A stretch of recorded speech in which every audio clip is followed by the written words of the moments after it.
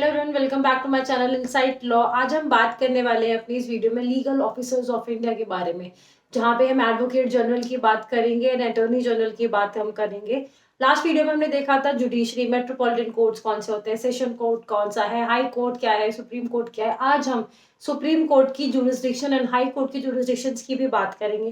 तो आइए चलिए स्टार्ट करते हैं। लीगल ऑफिसर्स के बारे में हम बात करेंगे पहले कि लीगल ऑफिसर्स कौन होते हैं, क्या होते हैं, क्या नहीं होते। पहले हम बात करेंगे अटॉर्नी जनरल की उसके बाद हम बात करेंगे एडवोकेट जनरल की। देखिए, अटॉर्नी जनरल जो होते हैं वो सेंट्रल गवर्नमेंट के एडवोकेट होते हैं, ठीक है। एंड एडवोकेट जनरल जो होते हैं वो हर एक स्टेट गवर्नमेंट के क्या होते हैं, एडवोकेट होते हैं। ऐसा नहीं है कि सिर्फ यही दो लीगल ऑफिसर्स होते हैं, इनके अलावा अदर लीगल ऑफिसर्स भी होते हैं यूनियन और स्टेट लेवल पर, जो कि जिनको या तो कॉन्स्टिट्यूशन की प्रोविजन के थ्रू बनाया जाता है या फिर उनके लिए अदर कॉन्स्टिट्यूशनल या अदर एक्ट्स पास की जाती है जिनके थ्रू उनका अपॉइंटमेंट करा जाता है। चलिए डिटेल में देखते हैं अटॉर्नी जनरल के बारे में। अटॉर्नी जनरल को माना जाता है कि he is the first legal officer of the country. President इनको अपॉइंट करते हैं, आर्टिकल 76 के थ्रू इनका अपॉइंटमेंट किया जाता है, ठीक है। और ये अपना ऑफिस कब तक होल्ड करते हैं, जब तक कि प्रेसिडेंट अपना ऑफिस होल्ड करते हैं, ठीक है। अगर हम इनकी क्वालिफिकेशंस की बात करें तो ही इज़ क्वालिफाइड, ये इतने क्वालिफाइड होने चाहिए कि ये एक सुप्रीम कोर्ट के जो है जज की तरह अपॉइंट किए जा सके और इनके पास एडिक्वेट अमाउंट में sufficient number of years, at least 10 साल का प्रैक्टिसिंग एडवोकेट का एक्सपीरियंस रहा हो या फिर उन्होंने एज अ जज सर्व करा हो। अगर हम बात करें पहले अटॉर्नी जनरल की तो दैट वाज MC स्टेलवर्ट। वो पहले अटॉर्नी जनरल बने थे इंडिया के, ठीक है।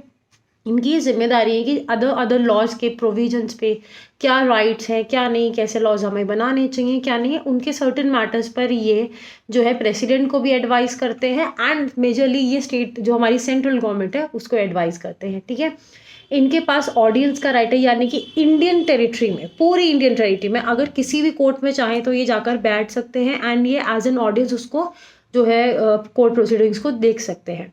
इनके पास ये भी पावर होती है कि ये पार्लियामेंट के दोनों हाउस, वेदर इट्स लोकसभा और राज्यसभा, दोनों की हाउसेस के जो है सेशंस ये अटेंड कर सकते हैं एंड जो उनकी जॉइंट मीटिंग्स हैं उन्हें भी ये अटेंड कर सकते हैं, लेकिन इनके पास वोटिंग राइट्स नहीं होते हैं, ठीक है। ये इनकी मेजर पार्टी बात है। और जितनी भी प्रिविलेजेस और इम्यूनिटीज़ एक MP को मिलती है, that is a member of A parliament, वो सारी की सारी इनको भी मिलती हैं। इनका काम आसान करने के लिए इनको असिस्ट करे जाते हैं सॉलिसिटर जनरल और उसके साथ अदर 4 एडिशनल सॉलिसिटर जनरल्स भी होते हैं जो कि इनके काम में इनकी हेल्प करते हैं। चलिए आगे बढ़ते हैं, बात करेंगे एडवोकेट जनरल के बारे में।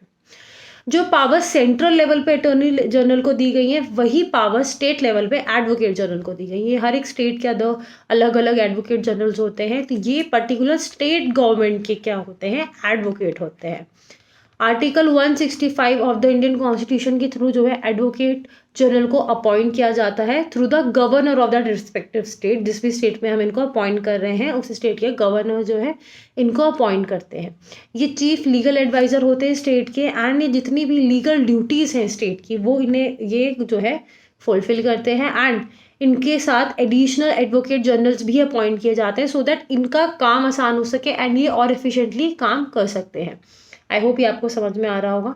अब हम बात करेंगे रिलेटिंग टू द जजेस की एज कितनी होनी चाहिए, हाई कोर्ट के जज कब तक सर्व करेंगे, सुप्रीम कोर्ट के जज कब तक सर्व करेंगे। देखिए, अगर आप डिटेल में जानना चाहते हैं SC और HC के बारे में, कैसे जजेस अपॉइंट होते हैं, कैसे कोर्ट फॉर्म होती है, तो आपको हमारी पुरानी जो इससे पिछली वीडियो है, जस्ट पहली वीडियो, वो देखनी होगी। उसके अंदर हमने क्लियरली जुडिशरी के बारे में बात करा है रिगार्डिंग द यूनिट 1, जो कि पूरी ही जुडिशरी के बारे में वही चल रही है अभी भी, बट उसमें प्रॉपर जुडिशरी के बारे में डिस्कस है। आपको आई बटन में भी जो है वीडियो मिल जाएगी एंड एंड स्क्रीन पर भी आपको वीडियो मिल जाएगी। चलिए, हाई कोर्ट में जो जजेस हैं वो at the age of maximum 62 years तक सर्व कर सकते हैं। वहीं अगर हम बात करें सुप्रीम कोर्ट के जजेस की तो वो 65 की एज तक सर्व कर सकते हैं।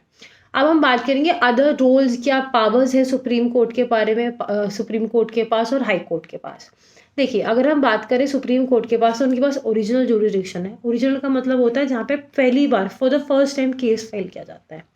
देखिए, इस पावर को ना एक तरीके से फेडरल भी कहेंगे कि जब भी किसी भी स्टेट गवर्नमेंट्स में, चाहे वो 2 स्टेट गवर्नमेंट है, सेंटर स्टेट है, इनमें अगर कभी भी किसी बात को लेकर डिस्प्यूट होता है, तो इन मैटर्स को सुनने की जो पावर है वो सिर्फ़ और सिर्फ़ सुप्रीम कोर्ट के पास होती है।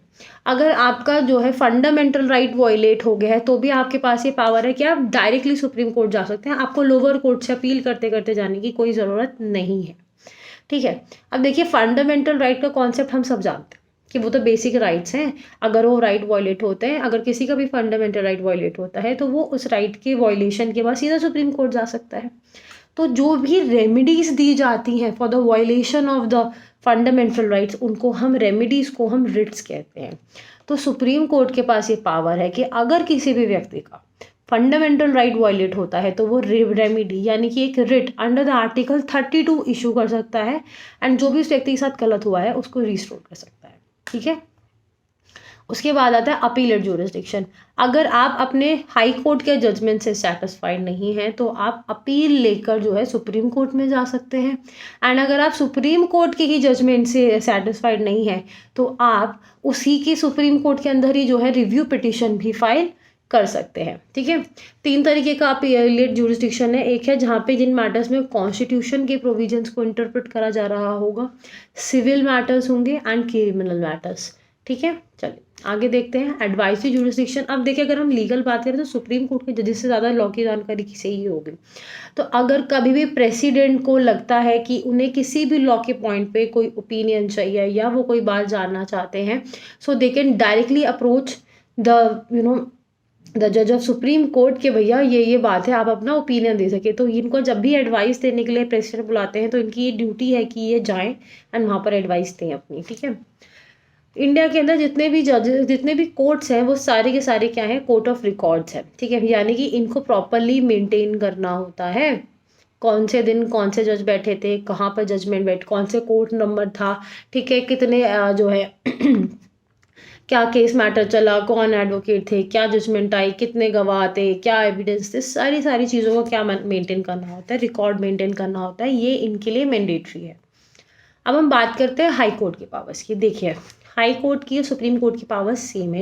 इट्स जस्ट द डिफरेंस कि वो सेंट्रल लेवल पर ऑपरेट करता है, it is the highest judiciary of the country, and जो हमारा हाई कोर्ट है, it is the highest judiciary of the state. बस इतना ही डिफरेंस है। ओरिजिनल जुडिस्डिक्शन दोनों का सेम है। अगर आपका फंडामेंटल राइट वायलेट होता है, तो आप हाई कोर्ट के पास भी जा सकते हैं। ठीक है? अगर हम रिट जुडिस्डिक्शन की बात करें, तो 32 में एससी देता है एंड 226 में जो है हाई कोर्ट देता है। अब there is a difference between the powers of 32 and 226। अब देखिए, सुप्रीम कोर्ट की पावर ना यहाँ लिमिटेड है। अगर फंडामेंटल राइट वायलेट होता है और आप उसके पास जाते हैं, तो उसके लिए मैंडेटरी है कि वो रिट ही इशू करेगा, चाहे ऑल्टरनेट रेमेडी अवेलेबल हो, लेकिन फिर भी वो क्या करेगा, वो रिट ही इशू करेगा। But whereas when we talk about high court, ठीक है, अगर ऐसा होता है कि एक ऑल्टरनेट रेमेडी अवेलेबल है, तो उसके लिए मैंडेटरी नहीं है कि वो जो है रिट ही इशू करे। वो ऑल्टरनेट रेमेडी भी क्या कर सकता है, ऑल्टरनेट रेमेडी भी दे सकता है। ठीक है? अपीलेट ज्यूरिसडिक्शन, अब डिस्ट्रिक्ट कोर्ट के जजमेंट से सेटिस्फाइड नहीं है, हाई कोर्ट में अपील ले जाएंगे। हाई कोर्ट की जिम्मेदारी है कि उसके स्टेट में उसके नीचे जितने भी कोर्ट्स फंक्शन करते हैं, जितने भी डिस्ट्रिक्ट कोर्ट्स हैं, ट्रिब्यूनल्स वगैरह ऐसी चीज़ें हैं, अदर बहुत तरीके के ट्रिब्यूनल्स होते हैं। ठीक है? यहाँ पे एक्सेप्शन में डाला हुआ है मैंने tribunal, but there is not only one tribunal, बहुत सारे ट्रिब्यूनल्स होते हैं। अगर वो अपने स्कोप से बाहर जाकर काम करते हैं, या उनको जो काम करना चाहिए वो उस काम को नहीं करते हैं, ठीक है, तो उसके खिलाफ क्या है, ये एक्शन ले सकता है, एंड उसके लिए भी एक रिट है, वो रिट इशू की जा सकती है। आई होप यहाँ तक आपको क्लियर हो रहा होगा। कोई डाउट है तो आप प्लीज़ मुझसे कमेंट सेक्शन में पूछ सकते हैं। इनके बाद अगर हम सुपरवाइजरी प्रोविजंस की बात करें, तो ये एडमिनिस्ट्रेटिव एंड जुडिशियल दोनों पे चेक कर सकते हैं। इनके पास सू मोटो की पावर होती है। अगर किसी मैटर में इनको लगता है कि इनको जाके सामने से बोलना चाहिए कि नहीं यार, मैं ये केस हैंडल करूँगा, मेरे पास रेफर कर दो, तो या मैं डायरेक्टली उस केस पे जो है प्रोसीडिंग्स ट्रायल स्टार्ट कर दिए, तो वो भी इनके पास पावर होती है। Court of record same as high court, same as supreme court. ठीक है? रिकॉर्ड्स इन्हें भी मेंटेन करने होते हैं, एंड जुडिशियल रिव्यू के पावर। अगर किसी भी तरीके से ये लगता है कि किसी भी व्यक्ति का फंडामेंटल राइट किसी भी लॉ की वजह से वायलेट हो रहा है, ठीक है, कोई ऐसा प्रोविजन है जिससे कि लोगों के साथ फंडामेंटल राइट्स वायलेट हो रहे हैं, कॉन्स्टिट्यूशन प्रोविजंस वायलेट हो रहे हैं, तो हाई कोर्ट और सुप्रीम कोर्ट के पास जुडिशियल रिव्यू की पावर होती है। अगर फंडामेंटल राइट्स वायलेट होते हैं, कोई भी लॉ अगर अनकॉन्स्टिट्यूशनल है, उसे नल एंड वॉइड कर देने की पावर जो है इनके पास है। अब ये इनको बेसिक स्ट्रक्चर में भी दी हुई है। अगर आप ये कोशिश करते, काफ़ी बार ओवर द ईयर्स काफ़ी कोशिश की गई है पार्लियामेंट के थ्रू कि हाई कोर्ट और सुप्रीम कोर्ट के जुडिशियल रिव्यू की पावर ले ली जाए, छीन ली जाए उनसे, but this has been clearly established कि अगर कोई भी प्रोविजन या कोई भी नया अमेंडमेंट अगर किसी भी तरीके से जुडिशियल रिव्यू की पावर लेता है हाई कोर्ट या सुप्रीम कोर्ट से, so that is a violation of the basic structure doctrine, जो कि करना गलत है, आप कर नहीं सकते हैं, करना अलाउड नहीं है। ठीक है, 42nd अमेंडमेंट से कोशिश करी गई थी, हाई कोर्ट से पावर छीन ली गई थी कि कंसर्निंग जो भी प्रोविजंस आए थे उस टाइम पे, अभी आपके लिए ज़रूरत नहीं है डिटेल में जाने की, कि उनसे रिलेटेडली आप जो है कोई भी ट्रायल नहीं चलाएंगे, आप उन मैटर्स को जो है चेक नहीं करेंगे, रिव्यू नहीं करेंगे, जो कि इनकी पावर्स को छीन रहा था, बेसिक स्ट्रक्चर डॉक्ट्राइन को जो है इन्फ्रिंज कर रहा था। 43rd अमेंडमेंट से इनकी पावर को रिस्टोर कर दिया गया था। ठीक है, चलिए आगे बढ़ते हैं, आई होप क्लियर हो रहा होगा। अगर हम बात करेंगे कि जजेस कैसे अपॉइंट होते हैं, क्या कैसे उनकी ट्रेनिंग होती है, क्या रिटायरमेंट है, और अगर वो कुछ गलत करते हैं तो उन्हें हम रिमूव कैसे करेंगे। चलिए सबसे पहले हम बात करेंगे जजेस के अपॉइंटमेंट की। देखो, चाहे सुप्रीम कोर्ट के जज हैं, हाई कोर्ट के जज हैं या डिस्ट्रिक्ट जजेस हैं, सबका अपॉइंटमेंट्स अपने आरे कॉन्स्टिट्यूशन में मेंशन है, कैसे अपॉइंट होंगे कैसे नहीं होंगे। आर्टिकल 124 बात करता है सीजीआई की, that is chief justice of India के अपॉइंटमेंट के बारे में। क्लियरली ये चीज़ मेंशन्ड है हर जगह पर कि जो जजेस अपॉइंट होते हैं वो हमेशा प्रेसिडेंट के थ्रू अपॉइंट किए जाते हैं। So CJI is also appointed through the president, and जब अदर जजेस अपॉइंट हो रहे होंगे हाई सुप्रीम कोर्ट के, उस टाइम पे प्रेसिडेंट सीजीआई को भी क्या करेंगे, कंसल्ट करेंगे। ठीक है, और जब भी किसी भी हाई कोर्ट के जज को अपॉइंट करा जाएगा तो उस पर्टिकुलर स्टेट के जो है गवर्नर को भी कंसल्ट करा जाएगा, दिस इज मैंडेटरी। अब एक जज की सुप्रीम कोर्ट जज बनने के लिए क्या क्वालिफिकेशंस होनी चाहिए? He should be a citizen of India, mandatory है, कम से कम 5 साल तक जज रहे हों किसी भी हाई कोर्ट में या किसी भी 2 हाई कोर्ट में सक्सेशन में, और या फिर ऐसा हो कि भैया प्रेसिडेंट की नज़रों में वो एक ऐसे व्यक्ति हैं, ऐसे जूरिस्ट हैं। देखो, जूरिस्ट होते हैं जैसे साइंटिस्ट होते हैं ना, ऐसे ही लॉ के जो साइंटिस्ट होते हैं उन्हें जूरिस्ट कहा जाता है। ठीक है, अब जूरिस्ट होते हैं अगर कोई भी व्यक्ति है जिसको प्रेसिडेंट को लगता है कि ही हैज़ बहुत सही नॉलेज है एंड ये आदमी बहुत सही रहेगा, बहुत अच्छा काम ये करेगा, एंड अगर हम इसको सुप्रीम कोर्ट का जज बना लेते तो हमारे लिए बड़ा फ़ायदा है एज अ कंट्री, तो भी उनको अपॉइंट किया जा सकता है। आर्टिकल 217 बात करता है the procedure for appointing the high court जज। देखो, जब भी हाई कोर्ट के चीफ जस्टिस अपॉइंट हो रहे होते हैं उस टाइम पे सीजीआई को कंसल्ट करा जाता है, उस स्टेट के गवर्नर को कंसल्ट करके प्रेसिडेंट अपॉइंटमेंट कर देते हैं। लेकिन जब हम अदर जजेस अपॉइंट कर रहे हैं, सीजीआई को भी कंसल्ट करा जाएगा, हाई कोर्ट के जो चीफ जस्टिस है उन्हें भी कंसल्ट करा जाएगा, उसके बाद गवर्नर ऑफ दैट स्टेट को भी कंसल्ट करा जाएगा, and then finally president decide करेंगे क्या बना, किसे बनाना है किसे नहीं बनाना है। अब हम बात करते हैं क्वालिफिकेशन।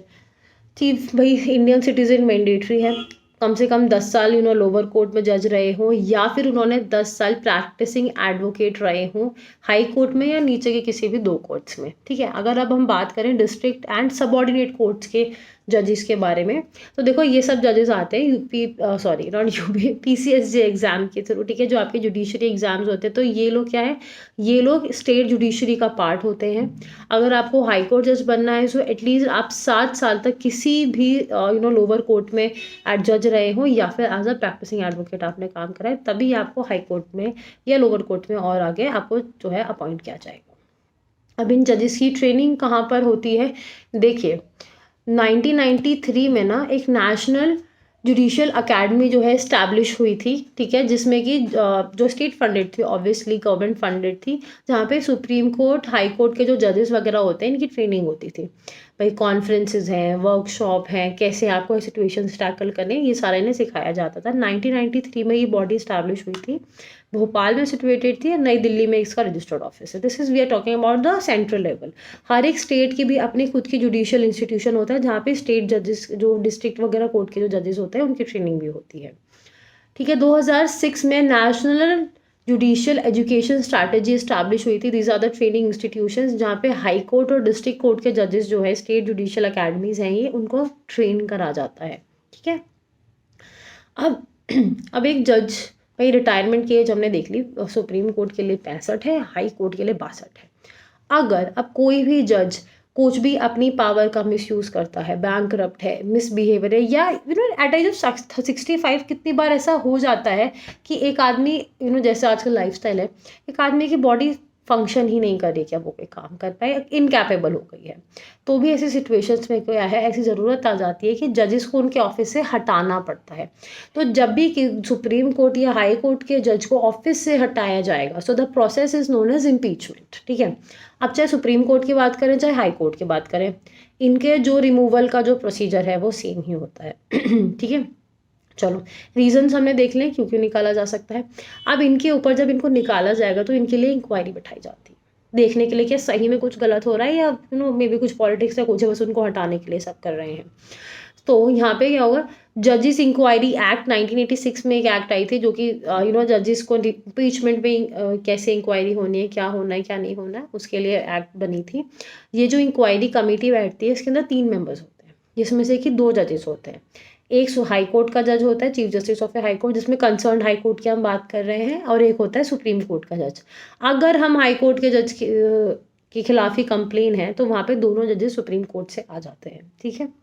उसके बाद ये प्रॉपर इन्वेस्टिगेशन होती है, इंक्वायरी बैठती है, सारी चीज़ें होती हैं, एंड अगर ये लोग फाइनली इस पे आ जाते हैं पॉइंट पे कि नहीं जज को निकालना ही पड़ेगा, तो सीजीआई जो है ये ऑफिशियली लेटर जो है एक रिटर्न फॉर्म में जो है प्रेसिडेंट को दिया जाता है। And then for today I hope आपको ये वीडियो हेल्पफुल रही होगी। आज हमने लीगल ऑफिसर्स के बारे में जाना है एंड नेक्स्ट वीडियो से हम आगे कंटिन्यू करेंगे। अगर आपको कोई भी डाउट्स है तो आप प्लीज़ कमेंट सेक्शन में पूछ सकते हैं। आपको डिस्क्रिप्शन बॉक्स में मेरा टेलीग्राम चैनल मिल जाएगा, वहाँ पे आप ज्वाइन कर सकते हैं। You can also contact us over the email और Instagram, and I request you all please follow us on Instagram. हम एक नई सीरीज स्टार्ट कर रहे हैं जिसमें हम रोज 30 न्यू लीगल मैगजीन्स की बात करने वाले हैं, so that is going to be helpful for you, क्योंकि वो क्लैट वगैरह में भी आती हैं जो कि आप अपने यूजी एडमिशन्स के टाइम पर भी देंगे जो बच्चे लॉ परस्यू करना चाहते हैं आगे।